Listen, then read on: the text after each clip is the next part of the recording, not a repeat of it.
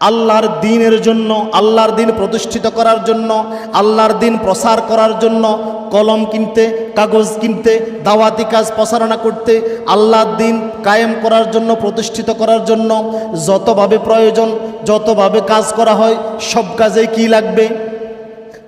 আপনি জিহাদের মাঠে যান, সেখানেও কি লাগবে? হ্যাঁ, আপনি খালি হাতে যুদ্ধ করতে যাবেন? যাবেন খালি হাতে যুদ্ধ করতে? সেখানেও কি লাগবে? অর্থের প্রয়োজন। অবনি সাবিল, মুসাফির, কোনো পথযাত্রী আপনার কাছে সাহায্য চাইছে, তাকে দেওয়ার জন্য কি লাগবে? অর্থ লাগবে। তাহলে এই 8 ব্যক্তিকে সাহায্য করার জন্য আপনাকে জাকাত দিতে হবে, আর জাকাত দেওয়ার জন্য অবশ্যই ধনী হওয়া লাগবে। কথা কি বুঝে আসছে? ওয়াজ কি উল্টা উল্টা হইতেছে নাকি? হ্যাঁ, আমরা এতদিন উল্টা বুঝছি, তো এই জন্য আমরা চিন্তা করি না আসলে আমরা কোথায় আছি। আমরা উল্টাই চিন্তা করি।